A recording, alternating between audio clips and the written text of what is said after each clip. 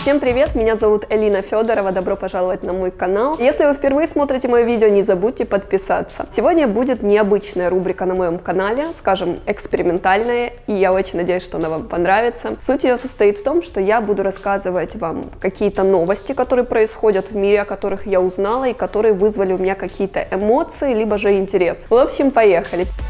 Первая новость, о которой я хочу с вами поговорить, довольно нелепая, но и грустная, да, в то же время. Дадриан Андерсон, 24 года, открыл и облизал коробку мороженого Bluebell в Walmart, Техас. Видео этого розыгрыша появилось в Facebook и Instagram, собрав более 125 тысяч просмотров. Шутник разместил ролики, в которых он облизывает мороженое, сняв крышку коробки, потом закрывает и ставит на место в морозильную камеру. По словам полиции, на камерах наблюдения есть запись того, как парень все же забрал мороженое и оплатил его на кассе, хотя и не поделился этой подробностью в своих лентах. Андерсону предъявят обвинение в уголовном преступлении класса А, и ему грозит срок до 1 года в тюрьме и штраф $4000. На что только люди не пойдут ради хайпа и ради того, чтобы стать популярным в соцсетях и чтобы набрать больше просмотров. Знаете, когда я прочла эту новость, я подумала, что, господи, парень пошутил, и он все-таки купил это мороженое, его там не оставил, и при этом он поплатился годом своей жизни. Но в то же время я потом задумалась, кто-то мог бы повторить подобное и сделать что-то более ужасное в этом плане. Все остальные люди будут знать, что это наказуемо, и никому просто в голову больше не придет такое делать. Поэтому, наверное, тут строгость все-таки оправдана. Напишите в комментариях, как вы считаете, насколько справедливо наказание для этого парня, и делали ли вы какие-то подобные глупые поступки, когда вы были подростком. Следующая новость меня очень привлекла своим заголовком. Тиндер-мстительница. Женщина из Вашингтона выслеживает неверных мужей в приложении для знакомств и разоблачает перед женами. Женщина, которой когда-то изменил муж, у нее, видно, был очень сильный стресс.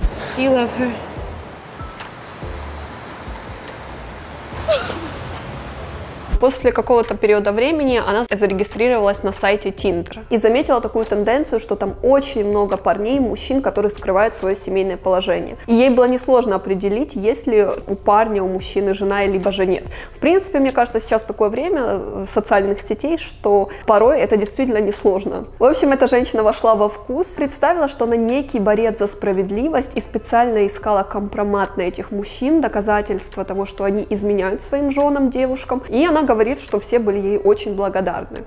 Не мужчины, конечно, а жены. Но тут уже возникает другой вопрос. Стоит ли женщине рассказывать о том, что ей изменил ее муж? Если это кто-то посторонний, чужой мне человек, которого я не знаю, я не представляю, что там происходит у них в семье, я вряд ли об этом расскажу, потому что я не знаю их ситуации вообще. Возможно, у них свободные отношения. Возможно, женщина и так это знает, но просто все равно закрывает на это глаза. Если бы это была моя близкая подруга, и если бы я вдруг узнала, что ее муж изменяет, конечно же, бы я об этом ей рассказала. Я бы не смогла просто промолчать, потому что всю жизнь жить в неведении — это точно не мой вариант. Я знаю, что в шоу-бизнесе есть разные пары. Есть те, которые мирятся с изменами, я имею в виду женщин, то есть они знают об этом, но тем не менее не делают вид, что у них все идеально. Есть же другие пары, где там женщина, узнав о измене мужа, она тут же рвет отношения. То есть я все-таки отношусь, наверное, к второму типу женщин. Если бы я когда-либо узнала, что мне муж изменяет, я бы с этим человеком не была бы ни дня.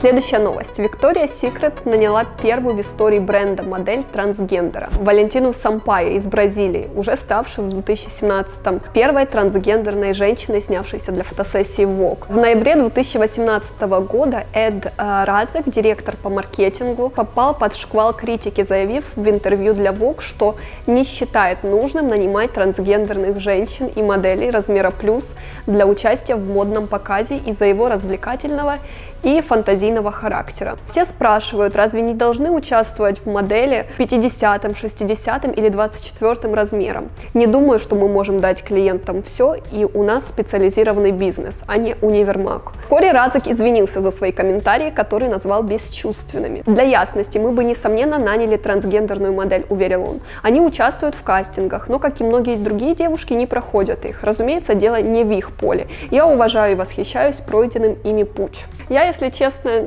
не особо поверила этому мужчине. Мне кажется, скорее всего, ему пришлось извиниться по той причине, что это очень плохо отразилось на его репутации, там, на его работе, бизнесе, потому что все знают, что в Штатах, если когда-то ты публично что-то произнесешь, что касается дискриминации, да, полов, там, еще чего-то, это может очень пагубно повлиять на твою жизнь, ты можешь лишиться всего. Что касается трансгендер-моделей и моделей плюс-сайз, не вижу вообще никакой проблемы, они такие же люди, как и все остальные, даже если она трансгендер, но если она подходит им по всем параметрам, то почему бы и нет, я не вижу ничего в этом плохого. Я знаю, что бренд Victoria's Secret часто осуждали за то, что они в свои показы никогда не брали моделей плюс-сайз. Нужно ли их за это осуждать, либо же нет, ну не знаю. Купальники Beach Bunny, которые очень известны, они берут в свои показы таких девушек.